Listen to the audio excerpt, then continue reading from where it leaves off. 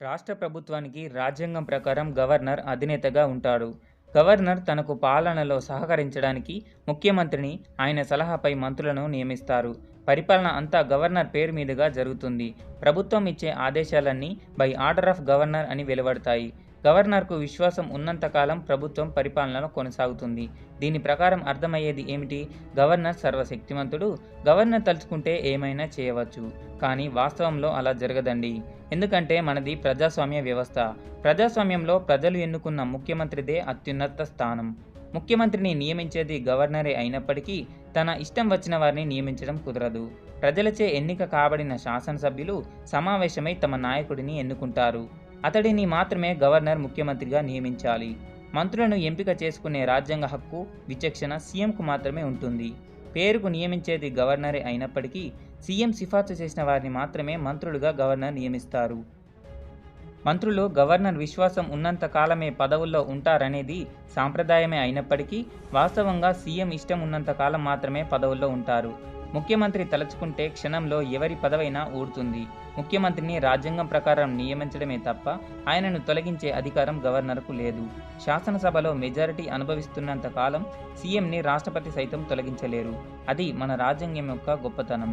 అలాంటి భారత రాజ్యాంగంలో గవర్నర్ గురించి ఏ విధంగా ఉంది, గవర్నర్కు సంబంధించి అధికారాలు ఏంటో ఈ వీడియోలో తెలుసుకుందాం. కేంద్రంలోనూ రాష్ట్రాల్లోనూ పరిపాలన పార్లమెంటరీ పద్ధతిలో ఉంటుంది. రాష్ట్ర పరిపాలన కేంద్ర పరిపాలనను పోలి ఉంటుంది. అంటే కేంద్రంలో రాష్ట్రపతి ఎలా ఉంటాడో రాష్ట్రంలో రాజ్యాంగ రీత్యా గవర్నర్ కార్యనిర్వహణ అధిపతిగా ఉంటాడు. రాష్ట్ర ప్రభుత్వ వ్యవహారాలన్నీ అతని పేరు మీదుగానే జరుగుతాయి. గవర్నర్ రాష్ట్రంలో కేంద్ర ప్రభుత్వ ప్రతినిధిగా ఉంటాడు. గవర్నర్ నియామకంలో భారత రాజ్యాంగ నిర్మాతలు కెనడా రాజ్యాంగ పద్ధతిని అనుసరించారు. ఆర్టికల్ 153 ప్రకారం ప్రతి రాష్ట్రానికి ఒక గవర్నర్ ఉంటారు. అయితే 7వ రాజ్యాంగ సవరణ 1956 ద్వారా కొన్ని సందర్భాల్లో 2 లేదా అంతకన్నా ఎక్కువ రాష్ట్రాలకు కలిపి ఒకే గవర్నర్ను నియమించవచ్చు అనే నిబంధనను ఆర్టికల్ 153లో చేర్చారు. ఆర్టికల్ 155 ప్రకారం రాష్ట్రపతి గవర్నర్ను నియమిస్తారు. By warrant under his hand and seal అంటాము. ఆర్టికల్ 156 సబ్ క్లాస్ 1 ప్రకారం రాష్ట్రపతి అభిష్టానం మేరకు గవర్నర్ తన పదవిలో కొనసాగుతారు. ఇక్కడ తెలుసుకోవాల్సింది ఏంటంటే గవర్నర్, అటార్నీ జనరల్ రాష్ట్రపతి ఇష్టసూత్రం ఆధారంగా పనిచేస్తారు. రాష్ట్రాల్లో అడ్వకేట్ జనరల్ ఆయా రాష్ట్రాల గవర్నర్ల ఇష్టసూత్రం ప్రకారం పదవిలో కొనసాగుతారు. దీన్నే డాక్ట్రిన్ ఆఫ్ ప్లెజర్ అంటారు. అధికరణ 156 సబ్ క్లాస్ 2 ప్రకారం తనంతట తానుగా రాజీనామా లేఖను రాష్ట్రపతికి పంపడం ద్వారా రాజీనామా చేయొచ్చు. గవర్నర్ పదవిలో చేరిన తేదీ నుంచి 5 సంవత్సరాల పాటు పదవిలో కొనసాగుతారు. అయితే పదవీకాలం ముగిసినప్పటికీ కొత్త గవర్నర్ పదవిలో చేరే వరకు గవర్నర్ ఆ పదవిలో కొనసాగుతారు.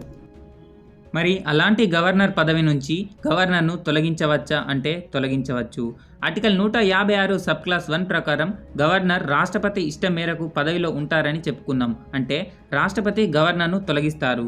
తొలగింపుకు సంబంధించి ప్రత్యేక కారణాలను రాజ్యాంగంలో ప్రస్తావించలేదు. రాష్ట్రపతి ఒక ఆదేశం ద్వారా గవర్నర్ను తొలగించవచ్చు. ఇందులో అభిశంసన వంటి ప్రక్రియ ఏదీ ఉండదు. అలాగే రాష్ట్రపతి గవర్నర్ను ఒక రాష్ట్రం నుంచి మరొక రాష్ట్రానికి బదిలీ చేయవచ్చు.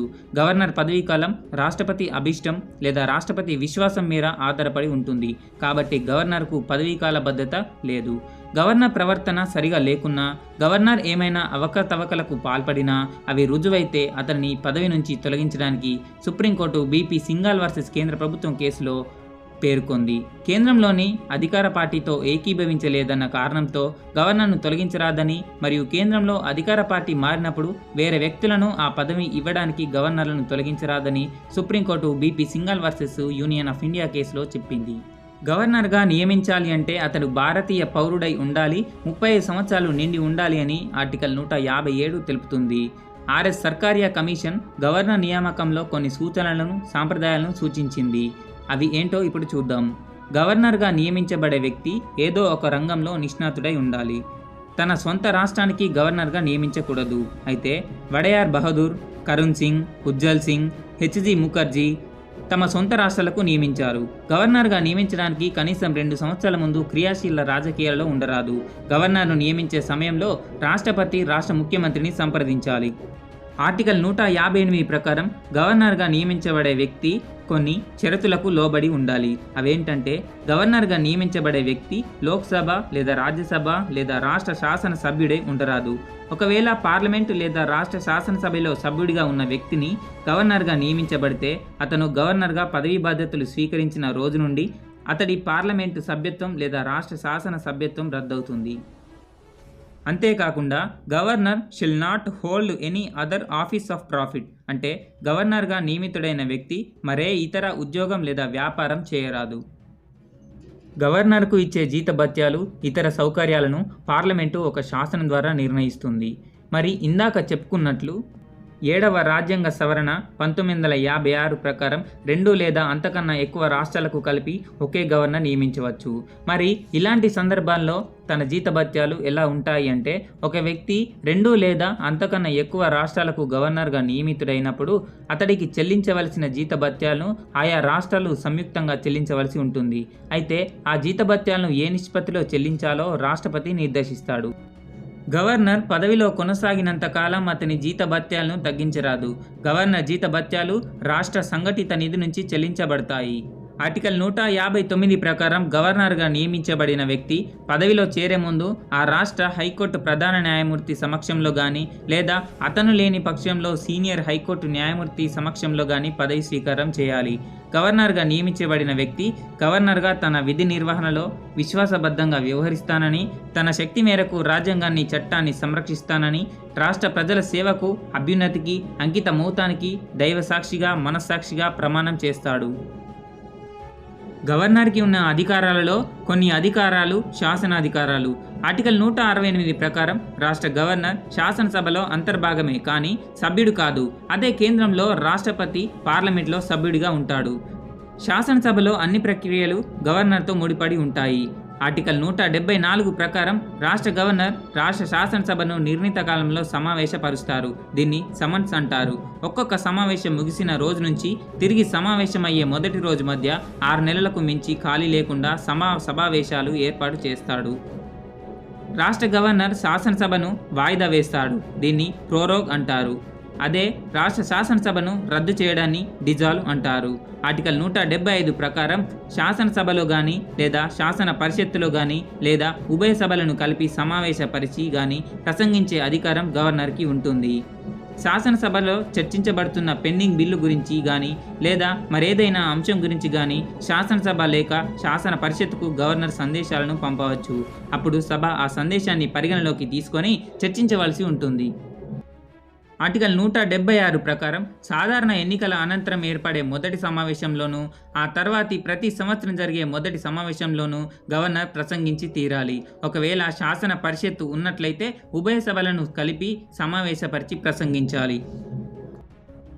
ఆర్టికల్ 213 ప్రకారం గవర్నర్కి ఆర్డినెన్స్ జారీ చేసే అధికారం ఉంటుంది.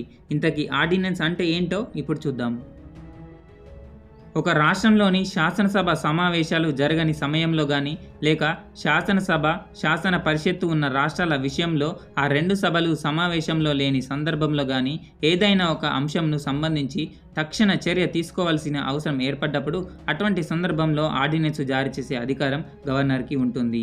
ఈ ఆర్డినెన్స్కు సాధారణ బిల్లు చట్టంగా మారితే ఏ అధికారం ఉంటుందో ఈ ఆర్డినెన్స్ కూడా అదే అధికారం ఉంటుంది.